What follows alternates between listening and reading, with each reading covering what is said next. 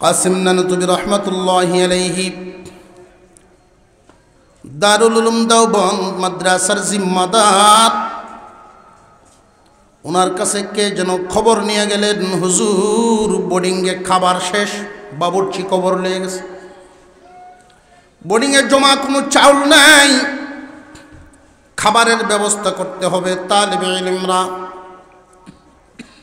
গত ওয়াক্তে খানা খাইতে পারে নাই, যেই পরিমাণ ছিল সামান্য করে দেওয়া হয়েছে, আর নাই আগামী ওয়াক্ত থেকে। কাসিম নানুতুবি রহমতুল্লাহি আলাইহি জানায়া দিলেন, যাও ছাত্র উস্তাদ সবাই একসাথে নামাজ পড়ে আল্লাহর কাছে বলতে থাকো, দরখাস্ত জমা দিতে থাকো। কওমি মাদ্রাসার সরকার স্বয়ং আল্লাহ, দরখাস্ত জমা দিতে থাকো। আল্লাহ রাব্বুল আলামিন মঞ্জুর যখন করবেন তখন ব্যবস্থা হবে। কাসিম নানুতুবি রহমতুল্লাহি আলাইহি ব্যক্তিগত মাল থেকে যা দেবার সব আগেই দিয়ে দিয়েছেন, আর দেওয়ার তৌফিক নেই। উনিও দোয়া করতেছেন, একদিন চলে গেল, 2 দিন চলে গেছে, কোনো ব্যবস্থা হচ্ছে না। অনেক ছাত্র ছিলেন যাদের কাছে নাস্তা ছিল, ব্যক্তিগত নাস্তা নিজেও খাইতেন, 1-2 জন সাথীরেও দিতেন। কিন্তু এমন তালিবে ইলমও ছিলেন, নাস্তা তো নাই, তার কোনো সাথী সঙ্গীও নাই, গাছের পাতা ছাবায়া রস খাইতেন। 3 দিনের মাথায় কাসিম নানুতুবি রহমতুল্লাহি আলাইহি মনে মনে সিদ্ধান্ত নিলেন, আর ঘরে বসে থাকা যাবে না, আমি তো জিম্মাদার, আল্লাহর কাছে আমার জবাব দিতে হবে। এদেরকে আমি না খাওয়া কেমনে রাখি? উনি আবার কারোর কাছে গিয়া চাইতেনও না। মুসলমানদের কাছে মাদ্রাসার হালত বলাটা মাদ্রাসার জিম্মাদারের কাজ। মাদ্রাসার যিনি জিম্মাদার, বছরে একবার আপনারা আসেন, সারা বছর মাদ্রাসায় পড়াশোনার ব্যবস্থাটা আপনারা করে দেন, আর আপনাদেরকে একদিন সবক পড়াশোনা করার ব্যবস্থা মাদ্রাসায় করে দেয়। এটা মাহফিল। এই দিন আপনাদেরকে মাদ্রাসার হালত শুনাইবেন, জনগণ এই হালতের সমস্যা সমাধানের সিদ্ধান্ত নিবে। হুজুর দুয়ারে দুয়ারে ঘরে ঘরে চাইবেন না। যেই এলাকার জনগণ মনে মনে ভাববেন আমি আখিরি জামানার পয়গম্বরের উম্মত, আল্লাহর নবী নেই, দুনিয়ার থেকে বিদায় হয়ে গেছেন, কুরআনুল কারীম রেখে গেছেন, কোরআনের জিম্মাদারি আমাদেরকে নিতে হবে, কোরআন হেফাজতের জিম্মাদারি নিতে হবে। সুতরাং যার যার অবস্থান থেকে প্রত্যেকেই চেষ্টা করতে হবে, হাত বাড়ায় দিতে হবে। কাসিম নানুতুবি রহমতুল্লাহি আলাইহি কারোর কাছে উনি চাইতেন না, আর মুসলমানের সংখ্যাও ছিল সেখানে কম, হিন্দু অধ্যুষিত এলাকা। এমনি অনেক মানুষ ক্রিটিসাইজ করতো, এত বড় মাদ্রাসা জমাইছ কেমনে চালাইবা? কাসিম নানুতুবি রহমতুল্লাহি আলাইহি মনে মনে সিদ্ধান্ত নিয়ে নিলেন যে কোনো এক জায়গায় গিয়ে আমি কাজকর্ম করব, কাজের বিনিময়ে যা পাইব তা দিয়ে আমি এদেরকে খাওয়ানোর ব্যবস্থা করব। ভারতবর্ষের বড় হুজুর, জগৎ বিখ্যাত আলেম, এত বড় আল্লাহওয়ালা, এত বড় একজন মাহের ব্যক্তি, ঘর থেকে বাহির হয়ে গেলেন, গিয়া কামলা দিবেন, রুজি করিয়া টাকা দিয়া তালিবে ইলমদেরকে খানা খাওয়াইবেন। উনি রাস্তা দিয়ে যাচ্ছেন আর মনে মনে ভাবছেন, আমাকে যারা চিনে কোনোদিন কাজ তারা দিবে না। যাইতে যাইতে যাইতে যাইতে এমন একটা এলাকার দিকে যাইতে লাগলেন যেখানে মানুষের নাম জানে ঠিক, কিন্তু চেহারা চিনে না। কাসিম নানুতুবির নামটা তো ভারতবর্ষের কোনায় কোনায় সব জায়গায় পৌঁছে গেছে, কিন্তু তখনকার সময়ে মিডিয়ার যুগ ছিল না, চেহারা মানুষ চিনত না। উনি যাইতে যাইতে ও পরিচিত এলাকায় গিয়ে ঢুকে গেলেন যেখানে মানুষ ওনারে চিনে না। আর ওনার যে পোশাক আশাক লেবাস ছিল একদম সাধারণ মানুষের মতো চলতেন।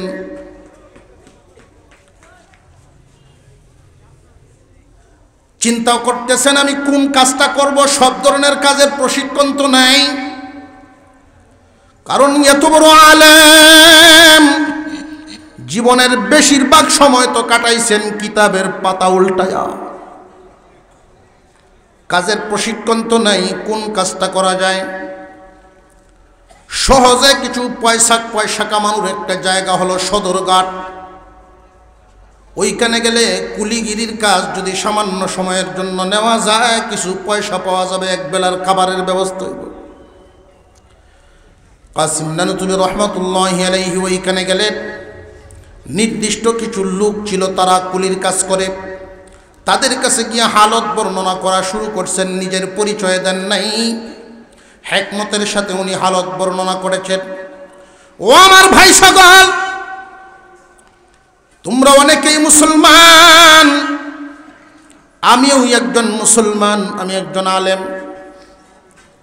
আমার একটা অনেক বড় পরিবার আছে, আমার পরিবারের সদস্য সংখ্যা অনেক। 3 দিন চলতেছে, এদের খাবারের কোনো ব্যবস্থা নেই। ওরা 24 ঘন্টার মধ্যে ঘুম খাওয়া জরুরতের টাইম ব্যতীত বাকি সময় আল্লাহর কালামে তিলাওয়াত করে। এই মানুষগুলোর খাবারের ব্যবস্থা আমি করতে পারছি না, তোমরা আমাকে একটু কাজের ব্যবস্থা দাও। এই লোকগুলোর মনে বড় ধাক্কা লাগলো ওনার কথাটা। তারা সিদ্ধান্ত নিলেন আমরা আর এখন থেকে কাজ করব না, সামনে যে কোনো লঞ্চ বা স্টিমার যেটাই আসুক, এই মাল উনি নামাবেন, বিনিময়ে যা পান নিয়ে যাবেন। হুজুর অপেক্ষা করতেছিলেন। কিছুক্ষণ পরেই দেখা গেল 2 তলা বিশিষ্ট একটা লঞ্চ আসতেছে। কিন্তু আশ্চর্যের ব্যাপার হলো লঞ্চে তেমন কোনো মানুষ নাই। লঞ্চ কর্তৃপক্ষ আর একজন মানুষ ছাদের উপরে বসা, প্রাইভেট ভাবে ভাড়া করে আইনে গাটে লাগাইছেন। ডাকতেছে, কুলিগণ তোমরা কারা, কোথায় আসো, আসো, আমার 2টা লাগেজগুলো নামায়া দাও। হুজুর আগায় গেলেন, একটা একটা করে লাগেজ উপরে আইনে উঠাইলেন। উনি বলতেছিলেন যে আমার গন্তব্যে যদি পৌঁছায় দাও তাহলে তোমাকে আমি 3 গুণ টাকা বেশি দিব। কাসিম নানুতুবি রহমতুল্লাহি আলাইহি রাজি হয়ে গেলেন, কারণ ওনার তো টাকারই দরকার। কোন দিকে যাইতে হবে দিকটা যে দেখাইলেন, দিকটা দেখাইছেন উনি যেই এলাকার থেকে লজ্জার কারণে চলে আসছেন সেই দিক দেখাইতেছেন। কাসিম নানুতুবি রহমতুল্লাহি আলাইহি দ্বিধাদ্বন্দ্বের মধ্যে পড়ে গেলেন। মানুষ আমাকে নিয়ে ক্রিটিসাইজ করবে, আমার লজ্জা হবে, আমার সম্মানের উপরে আঘাত হবে। এমনি ওনার স্মরণ হয়ে গেল কুরআনুল কারীমের একখানা আয়াত, وَمِنَ النَّاسِ مَن يَشْرِي نَفْسَهُ ابْتِغَاءَ مَرْضَاتِ اللَّهِ وَاللَّهُ رَءُوفٌ بِالْعِبَادِ। কাসিম নানুতুবি রহমতুল্লাহি আলাইহির এই আয়াত স্মরণ হয়ে গেছে। আল্লাহ পাক রব্বুল আলামিন বলেন, মানুষের মধ্যে এমন কিছু মানুষ আছে আল্লাহর সন্তুষ্টির জন্য সব বিলায় দিতে পারে, দুনিয়ার মাল, বংশ বুনিয়াদ, আত্মীয় স্বজন, এমনকি নিজের ইজ্জত, নিজের জীবন পর্যন্ত দিয়ে দিতে পারে আল্লাহর সন্তুষ্টি যদি পায়। সব মানুষের দ্বারা এমন কুরবানি দেওয়া সম্ভব হয় না। মানুষের মধ্যে কিছু মানুষ এমন আছে বড় কুরবানিওয়ালা দিল, এই মানুষগুলোর আল্লাহ পাক রব্বুল আলামিন বলেন, দোস্ত আপনি সংবাদ জানায়া দেন এই জাতীয় দিলের অধিকারী মানুষগুলোর উপরে আমি আল্লাহ বড় দরদি হয়ে যাই। কাসিম নানুতুবি রহমতুল্লাহি আলাইহি মনে মনে ভাবতেছেন, ওই কুরবানিওয়ালা দলের সদস্য যদি ওইবার চাই তাহলে তো ত্যাগ দেওয়াই লাগবে, কুরবানি দেওয়াই লাগবে, ইজ্জত গেলে যাবে, তবু কুরবানিওয়ালা দলের সদস্য হইবার চাই। দেও আমার মাথায় উঠায় দেও, দুটা লাগেজ উঠাইয়া দিল। কাসিম নানুতুবি রহমতুল্লাহি আলাইহি পিছনে পিছনে যাচ্ছেন, লোকটা সামনে সামনে যায়। সামান্য একটু গিয়েই লোকটায় বলতেছে, তোমারে আমি চিনি না মুরব্বী, তোমারে চিনি না হুজুর, আমি সামনে সামনে যাব, তুমি পিছনে পিছনে যাবে, হারায় গেলে খুঁজিয়া পাইব না। কারণ মানুষের ভিতরে অনেক লোভ থাকে। কাসিম নানুতুবি রহমতুল্লাহি আলাইহি বলেন, বাবা রে, ভয় পাওয়ার কোনো কারণ নয়, আমি চোর নই, তারপরেও আমি সামনে যাই, তুমি পিছনে যাও। কুরবানিওয়ালা দলের সদস্য হয়ে যখন রওনা দিছে, আল্লাহ তো বলছেন এই দলটার উপরে আল্লাহ দরদি হয়ে যান। সামনের দিকে যাইতেছেন, মালিক পিছনে পিছনে হাঁটতেছে। এমনি মালিকের মনে উদয় হলো, এই রকম বয়স্ক একজন মানুষ ভারী দুইটা লাগেজ কেমনে বহন করে। এই লোকটা হুজুরের মাথার দিকে তাকাইছে, মাথার দিকে তাকায়া বড় আশ্চর্য হয়ে গেছে। এই লাগেজগুলো হুজুরের মাথায় নাই, মাথা থেকে আধা উপর দিয়ে শূন্যে ভাসিয়া যায়। দৌড়ায় সামনে চলে গেছে, হুজুর লাগেজ আগে নামান। আপনি কি মানুষ নাকি জিন, আগে পরিচয় দেন, কে আপনি, আপনার নাম কি, বাড়ি কোথায়? এবার কাসিম নানুতুবি রহমতুল্লাহি আলাইহির চোখ দিয়ে পানি এসে গেছে। নামটাও বুঝি প্রকাশ হয়ে যাবে, আল্লাহ। উনি বলেই ফেললেন, ভাইজান আমি দেওবন্দ মাদ্রাসার নগণ্য খাদেম, আমার তালিবে ইলম না খায় আছে 3 দিন চলে, আজকে কোনো ব্যবস্থা করতে পারি না। নিরুপায় হয়ে আপনার এই কাজটা আমি নিলাম, বিনিময়ে যা পাইব আমি এদেরকে খাওয়ার ব্যবস্থা করে দেব। লোকটা দাঁড়ায় তাকে নাই, সুজা হুজুরের পায়ে পড়ে গেছে, জড়ায় ধরে কান্না শুরু করছে, হাউ মাউ করে কাঁদতেছে, হুজুর চিনতে পারি নাই আপনাকে, আমি চিনতে পারি নাই, আমি 3 দিন যাবৎ ঘুমাইতে পারি না, কয়েকটা ফ্যাক্টরি চালাই, আল্লাহ আমাকে অনেক মাল দৌলত দান করেছে, আমিও একজন মুসলমান, 3 দিন যাবৎ আমি ঘুমাইতে পারি না। স্বপ্নে দেখি ওই মদিনাওয়ালা মুহাম্মদুর রাসূলুল্লাহ হুজুর সাল্লাল্লাহু আলাইহি ওয়াসাল্লাম আমাকে বলে, এই মাল কোন দিন কোন কামে লাগাইবা, আমার বাগানের মেহমানরা না খায়া থাকে, তোমার মাল কোন দিনের জন্য জমা রাখো।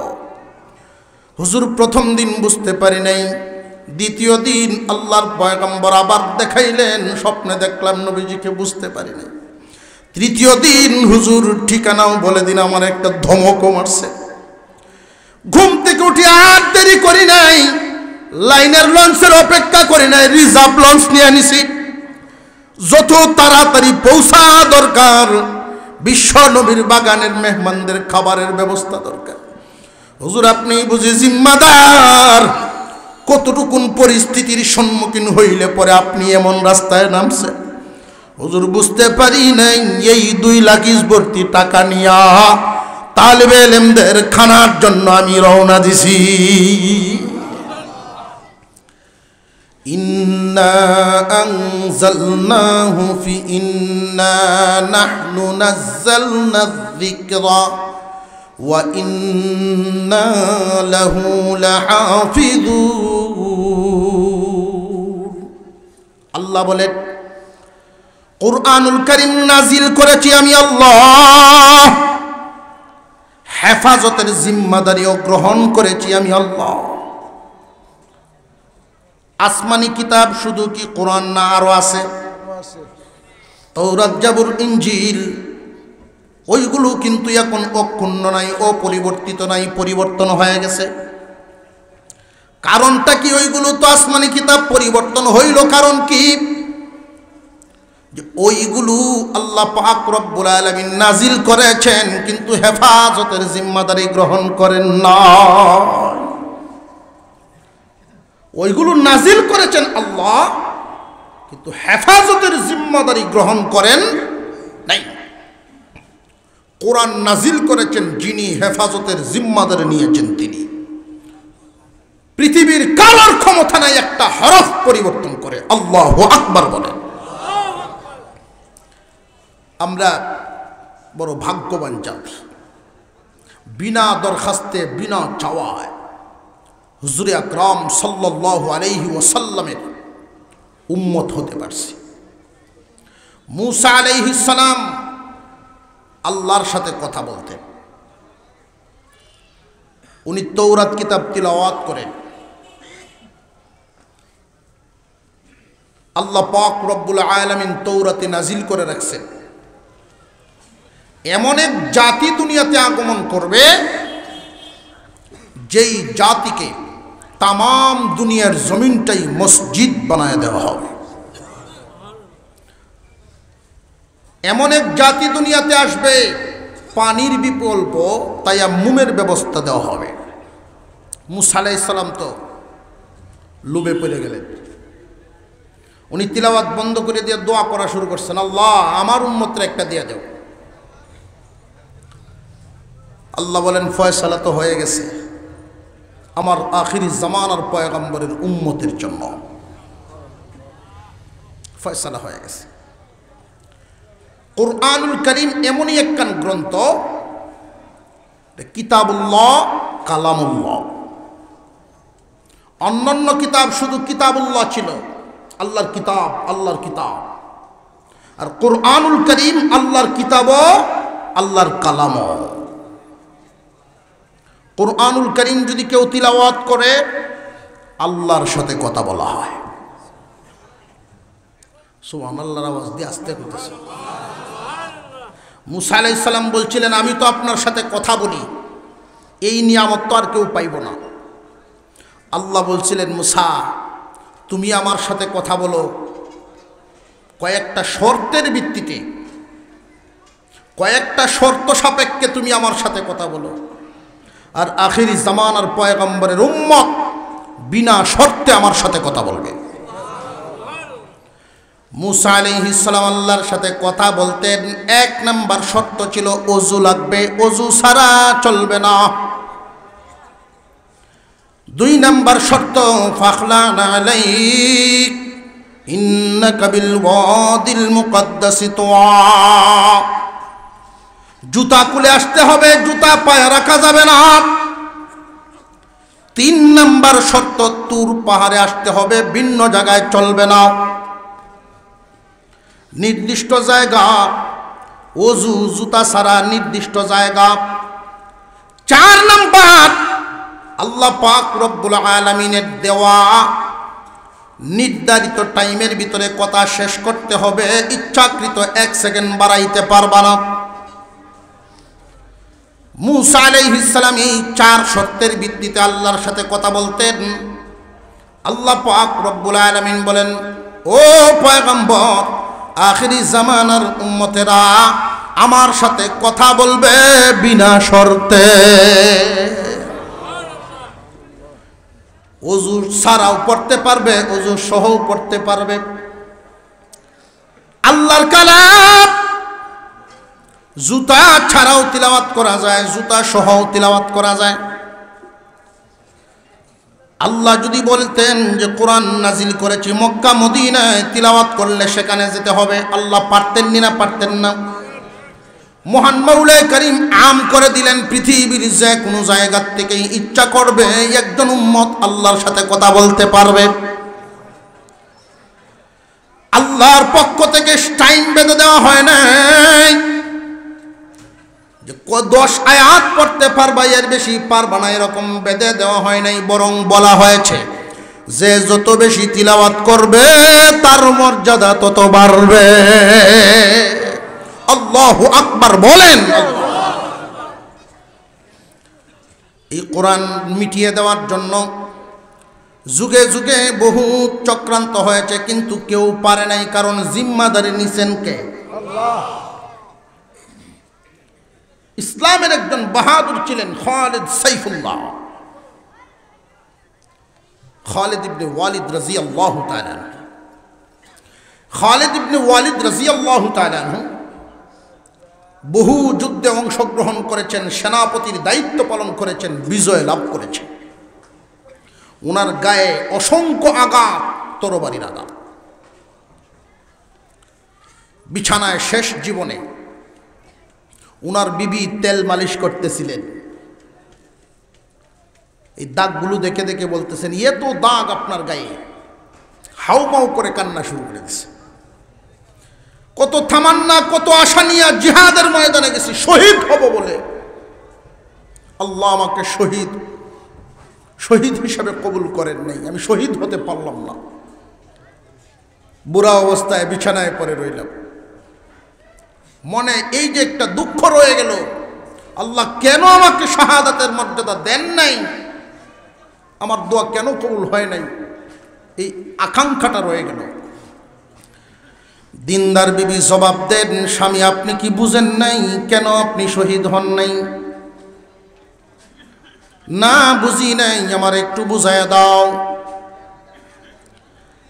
আপনার ব্যাপারে বিশ্বনবীর জবান মুবারক থেকে বাহির হয়েছে একটা কথা, আল্লাহর পয়গম্বর বলেছেন খালিদ সাইফুল্লাহ, খালিদ আল্লাহর তরবারি। কার এমন সাধ্য আছে আল্লাহর তরবারি ভেঙ্গে দেয়?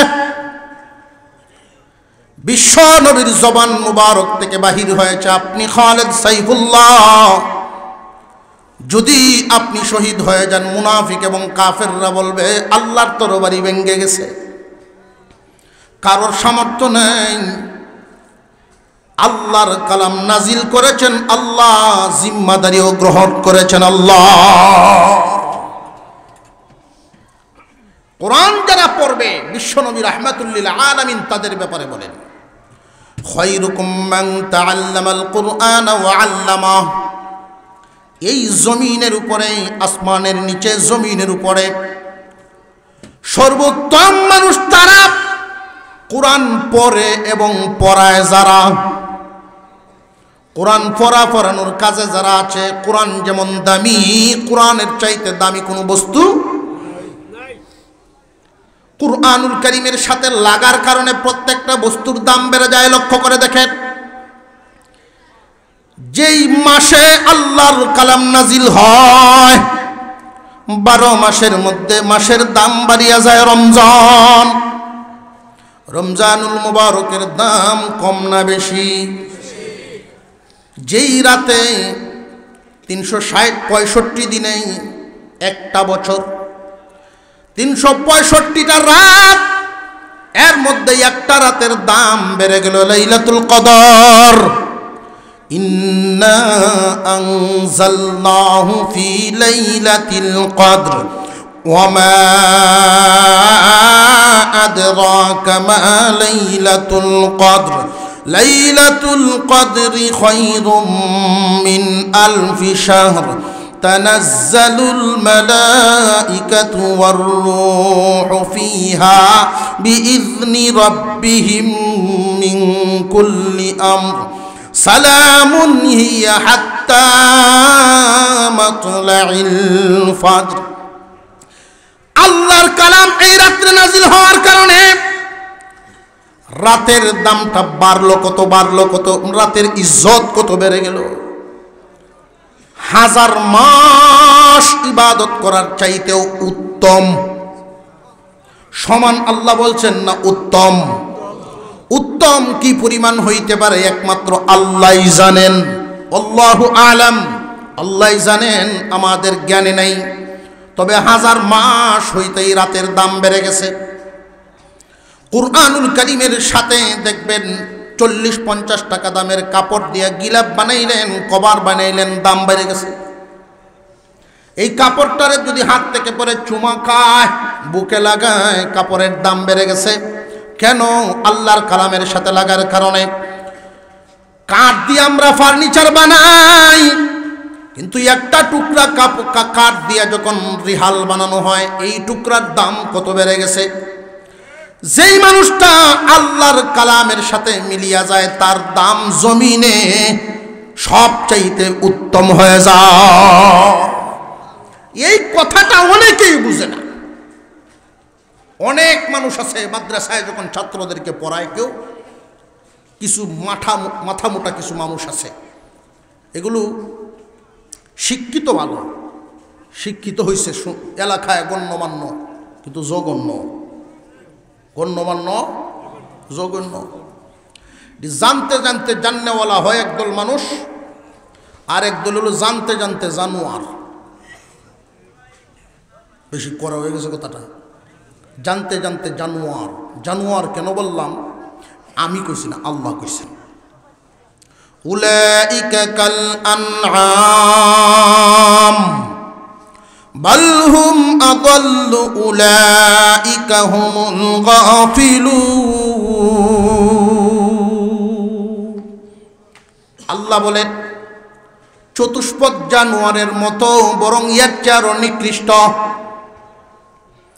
দুইটা কারণ, চতুষ্পদ জানোয়ারেও মালিক চিনে, সে তার মালিক চিনে না। দুই নাম্বার, চতুষ্পদ জানোয়ারের জাহান্নামের কোনো ভয় নাই, কিন্তু তার আছে। মানুষ যদি মানুষ হয় ফেরেশতার চেয়ে দামি হয়। মানুষ যদি মানুষ হয় ফেরেশতার চেয়ে দামি হয়। মানুষ যদি অমানুষ হয় কুকুরের চেয়েও নিকৃষ্ট হয়। মাদ্রাসায় পরে এক ছাত্র এটা ডাক্তার নিছে, একবার রিটায়ার্ড আইসুন, তাই রিটায়ার্ড আইসা ডাক্তার নিছে, কই যাস? প্রতিদিন দেখছি টুপি পাঞ্জাবি পিন্দিয়া, ছোট মানুষ। ওই মাদ্রাসার যাই। তোর বাপের নাম কি? তা কয় অমুক। তুইও ব্যাক কল, তোর বাপও ব্যাক কল। মাদ্রাসাত কেড়ে পড়ায়, এও ব্যাক কল, হয় বাপও ব্যাক কল। এই জাতীয় চিন্তা ভাবনা একদল মানুষের আছে। খালি খতম পর্বের দাওয়াত খাইবে, আর তো কুস্তা থাকতো না। যার বুঝ যেমন, যে চিনে কোনো বস্তু, যদি কেউ চিনে দাম দিয়ে কিনে, আর যদি কেউ চিনে না এমনি দিলেও নিবে না। কথা বুঝে আসতেছে?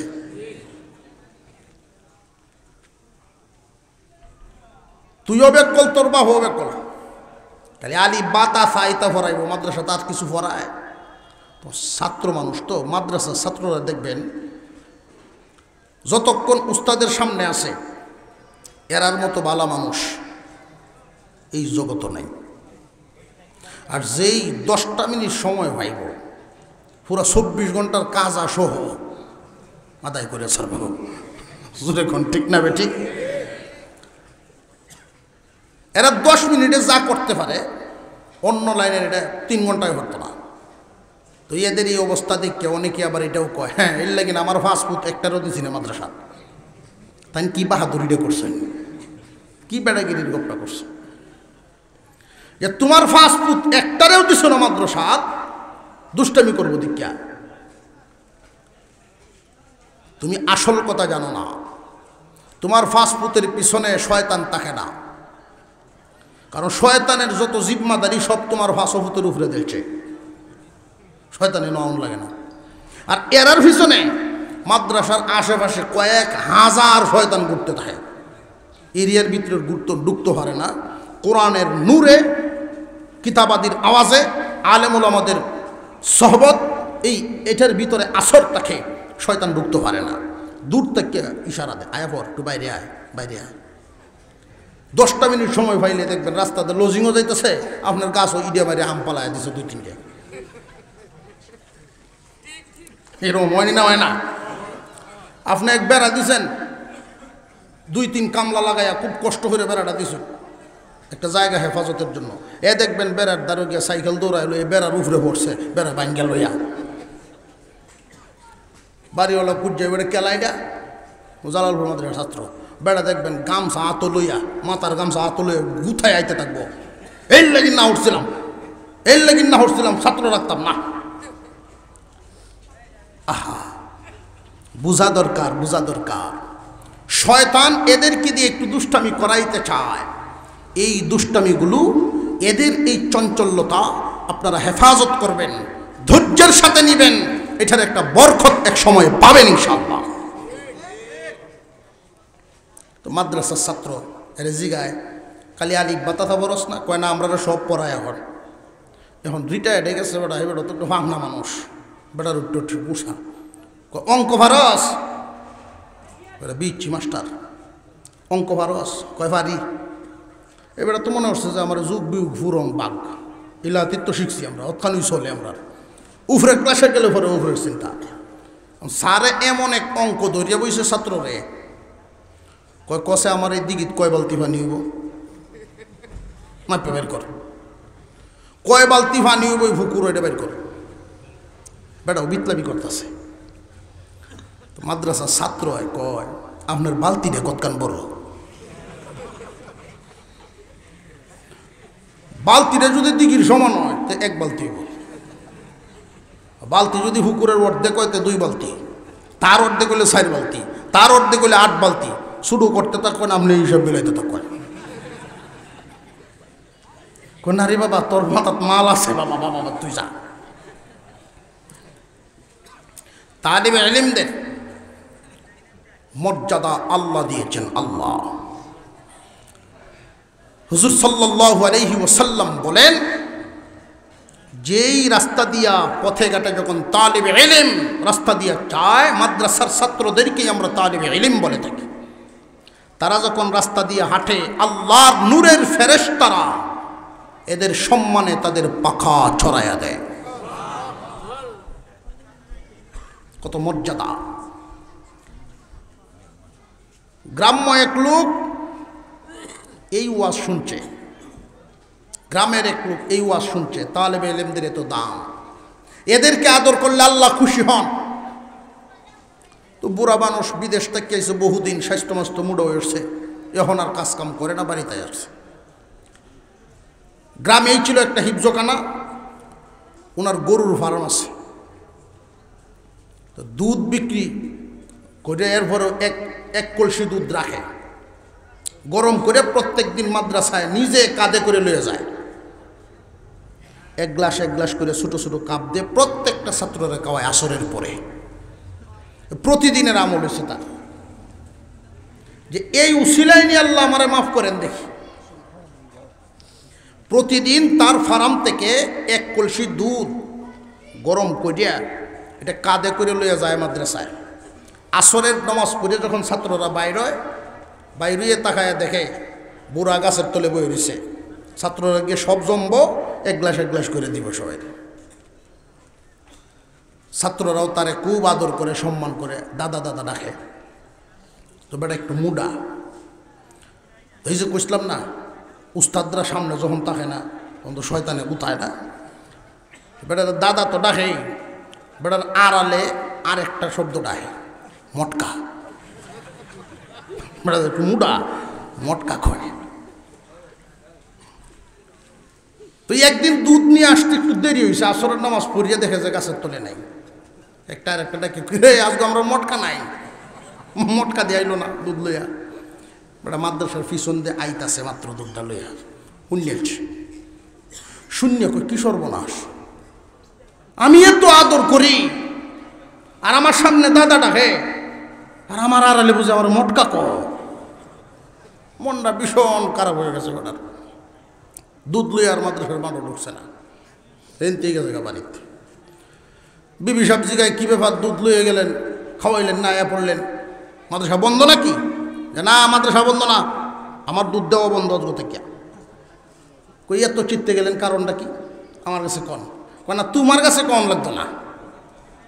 কারণ বেটা মনে মনে জানে, তুমি যদি শুনো যে মটকা কইছে আমার, তুমি জীবন ভরাই আমার মটকা কইবা।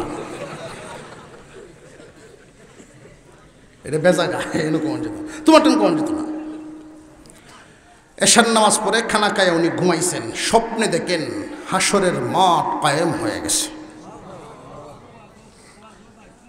হাসরের মাঠ কায়েম হয়েছে, ফুল সিরাত দাঁড় করানো হয়েছে।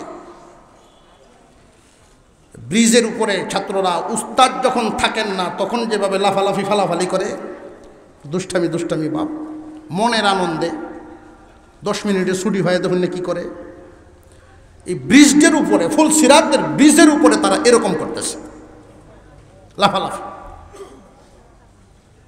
আর এই যে দুদলা মটকা উঠতে পারে না, 2 কাইক সামনে যায় 1 কাইক পিছনে আয়, খুব কষ্ট হইতেছে তার স্বপ্ন যুগে। এমনি একটাই দেখতে নিছে, আমরা মটকা দিই, আমরা মটকা তো দাদারে আন। একজনে গিয়ে ধরছে, এমনি তাদের কাছে চলে গেছে। ঘুম থেকে উঠে হাউমাউ করে কানতেছের মাদ্রাসায় যেতেছে, কানতেছের মাদ্রাসায় যেতেছে যে আমি গতকালকে দুধ নিয়ে আসলাম, ফিরে গেলাম, আবার এখন কান দিয়া কেন আইলাম।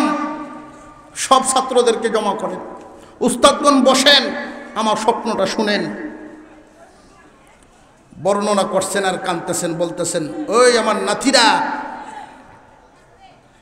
তোরা কি হাসরের মাঠে সত্যিই আমার এইভাবে নিয়ে যাইবি? সত্যি কি এইভাবে নিয়ে যাইবি? আমার মটকা ডাকবে, আমার কোনো দুঃখ নাই, তোরা আমার নাতি, আমি তোদের দাদা, যা ইচ্ছা ডাকতে পারোস, আমি ভুল বুঝছিলাম, কোনো অভিমান নাই, তোদেরকে যে আমি কালকে খাওয়াইলাম না, তোরা মাফ করে দে। জোড়ায় ধৈর্য সব ডিফুলা বানায় ধরে কান্না শুরু করছে। কিয়ামতের কঠিন ময়দানে আল্লাহর কালাম আমাদের কতটুকুন উপকারে আসবে, আল্লাহর কালামের সাথে সম্পর্ক যারা রাখেন। এই ছোট্ট একটু কথা বলেই আমার আলোচনা শেষের দিকে নিয়ে আসছে।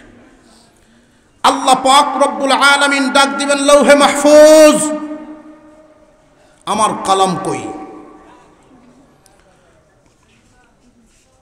আল্লাহর কালাম আল্লাহ পাক রব্বুল আলামিন লৌহে মাহফুজে সংরক্ষিত রেখেছেন, সংরক্ষিত।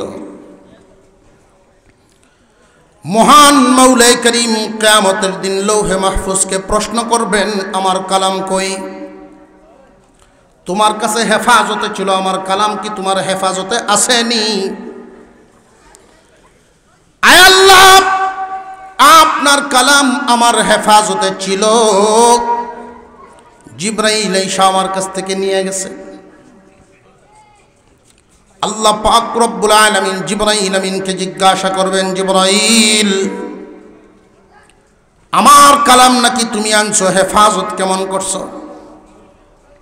আয় আল্লাহ, আপনার কালাম লৌহে মাহফুজ থেকে যেমনি আনছি, হেফাজতের সাথে আপনার হাবিব পর্যন্ত পৌঁছায়া দিছি, একটা হরফ হেরফের হয় নাই, একটা নকতাও হেরফের হয় নাই, হেফাজতের সাথেই দিয়ে আসছে আপনার হাবিবের কাছে জিম্মাদারি। আল্লাহ পাক রব্বুল আলামিন আপনার আমার পয়গম্বরকে হাসরের মাঠে জিজ্ঞাসা করবেন, দোস্ত, আমার কালাম কই? আমার কালামের হেফাজত কি পরিমাণ করছে? আপনার আমার পয়গম্বর আল্লাহর সামনে দাঁড়ায় বলতে থাকবেন, আল্লাহ, আপনার কালাম হেফাজত করার জন্য আমি তায়েফের ময়দানে পাথরের আঘাত খাইছি, আপনার কালামকে হেফাজত করার জন্য উহুদের ময়দানে দান শহীদ করে দিছি, আপনার কালাম হেফাজতের জন্য আমার সাহাবীরা শাহাদাত বরণ করেছে, আমার কলিজা ছাড়া তৈরি করা সাহাবীগণ শহীদ হয়ে গেছে। আমি চলে আসার পর আপনার কালামের হেফাজতের জিম্মাদারি আমার উম্মতের উপরে দিয়ে আসছি, যে আপনার উম্মত কি আমার কালামের হেফাজত করতে পারছে নাকি? আপনার উম্মত আমার কালামের হেফাজত করতে পারছে নাকি? যথাযথ হেফাজত করছে নাকি? আপনার আমার পয়গম্বর বলেন, আল্লাহ, আমার উম্মতকে জিজ্ঞাসা করিয়েন না হেফাজত করছে কিনা, আপনার কালামকেই জিজ্ঞাসা করেন। আপনার কালামকে জিজ্ঞাসা করেন, কিয়ামতের কঠিন ময়দানে আল্লাহ পাক রব্বুল আলামিন আল্লাহর কালামের সাথে আলোচনা চলবে, আল্লাহর কালাম আল্লাহর সামনে দাঁড়াবে। বর্ণনা দাও আখিরি জামানার পয়গম্বরের উম্মতেরা তোমার হেফাজত করছেনি, করিয়া থাকলে কেমনে করছে বর্ণনা দাও। আল্লাহর কালাম বলতে থাকবে, আল্লাহ একদল মানুষ তোমার কালাম হেফাজত করার জন্য আমাকে মুখস্থই করে ফেলছে, মুখস্থ করিয়া কোরআনের হাফেজ হয়ে আমাকে হেফাজত করছে। তামাম দুনিয়ার সমস্ত লাইব্রেরিগুলো যদি কোনো সময় চক্রান্তের কারণে যে কোনোভাবে ধ্বংস হইয়া যায়, তো তোমার কালাম যেন দুনিয়া থেকে কেউ মিটাইতে না পারে, তারা সিনার ভিতরে ভরিয়া রাখত। এই মানুষগুলো যে আমাকে মুখস্থ করত, এমনি মুখস্থ হয় নাই, এদের অনেক কুরবানি ছিল। 7-8 বছরের একটা শিশুকে মা বাবায় মাদ্রাসার বোর্ডিংয়ে দেওয়া যায়। 7 থেকে 8 বছরের বাচ্চা যারা দিছেন তারা তো জানেন, এই যে শীত যায়, প্রচণ্ড শীতের মধ্যে মা এবং বাবা লেপ তুষক নিয়ে বাড়িতে ঘুমায়। এই বাচ্চার কথা যখন স্মরণ হয়, চোখ দিয়ে গড় গড় করে পানি পড়ে। আমরা কত আরামে ঘুমাই, কলিজার টুকরা বাচ্চা আমাদের 2 জনের মাঝখানে থাকার বয়স তার, আর এই বয়সে মাদ্রাসার ফ্লোরে শোয়া রাখছি। মনরে সান্ত্বনা দিত আল্লাহ, মনরে সান্ত্বনা দিত তারা। দুনিয়া কামানোর জন্য দেই নাই, আল্লাহর কালাম হেফাজতের জন্য দিয়েছি। একদল মা বাবা তাদের কলিজার টুকরা সন্তানকে দিয়ে দিছে মাদ্রাসায় তোমার কালাম মুখস্থ করিয়া হেফাজত করার জন্য। আল্লাহ পাক রব্বুল আলামিন তখনই ঘোষণা দিবেন, ফেরেশতারা রে, হাসরের মাঠ থেকে খুঁজিয়া খুঁজিয়া বাহির করো হাফেজ আলেমদের মা বাপরা কই আছে। হাফেজ আলেমদের মা বাবাগণ খুঁজিয়া বের করো, এদের মাথায় নূরের টুপি পরায়া দাও। হাসরবাসীরা যেন তাকায়া দেখে এদের মর্যাদা বুঝতে পারে। ফেরেশতারা তাই করবে, হাসরবাসীরা তাই করবে, দেখবে, আফসোস করবে। আল্লাহ পাক রব্বুল আলামিন বলবেন, যারা আমার কালাম হেফাজত করছে, মুখস্থ করার মাধ্যমে, ব্যাখ্যা বিশ্লেষণ জানার মাধ্যমে, হাফেজ আলেমদের জন্য আল্লাহ মর্যাদা ঘোষণা করবেন। মর্যাদা কি মর্যাদা ঘোষণা করবেন? আমাদের এই দেশীয় আইনে একটা নিয়ম আছে, কারুর বিরুদ্ধে যদি ফাঁসির রায় হইয়া যায়, রাষ্ট্রপতি মাফ করতে পারে। কিয়ামতের কঠিন ময়দানে জাহান্নামের সাজা রায় ঘোষণা হয়ে গেছে। 1 কোটি বছর, 5 কোটি বছর, এইরকম সাজা ঘোষণা হয়ে গেছে এমন আসামিদের পক্ষে। হাফেজ কোরআন আলেম উলামা সুপারিশ করবে, আল্লাহ মঞ্জুর করবেন। বলুন আল্লাহু আকবার। قال النبي صلى الله عليه وسلم من قرأ القرآن فاستظهره فأحل حلاله وحرم حرامه أدخله الله الجنة وشفعه في 10 من أهل بيته كلهم قد وجبت له النار। আল্লাহর নবী বলেন, কুরআনুল কারীমের হাফেজ যারা হবে, দুনিয়ার জমিনে হালালকে হালাল জানিয়া, হারামকে হারাম জানিয়া জীবন যাপন করবে, আল্লাহর হুকুম মোতাবেক জীবন যাপন করবে, কিয়ামতের কঠিন ময়দানে কোরআনের হাফেজদেরকে আল্লাহ জানায় দিবেন, ও আমার কোরআনের হাফেজগণ, 10 জনের পক্ষে সুপারিশ করো, আমি মঞ্জুর করব। কোরআনের হাফেজ ডাক দিবে, আল্লাহ তোমার জাহান্নামের ফেরেশতারা আমার চাচারে লইয়া যায়, তারে মাফ করে দাও। আমার বড় ভাইরে লইয়া যায়, মাফ করিয়া দাও। পরিবার পরিজন থেকে রায় হয়ে গেছে, জাহান্নামের সাজা ঘোষণা হয়ে গেছে, পক্ষে সুপারিশ করলে আল্লাহ মাফ করে দিবেন। হাফেজগণ, আলেমগণ, আলেমদের ব্যাপারে কোনো সংখ্যা উল্লেখ করেন নাই। ইয়াশফাউ ইয়াউমাল কিয়ামাতি সালাসা, আল আম্বিয়া সুম্মাল উলামা সুম্মাশ শুহাদা। আল্লাহর নবী বলেন, আলেমগণ সুপারিশ করবে, আল্লাহ তা মঞ্জুর করবেন।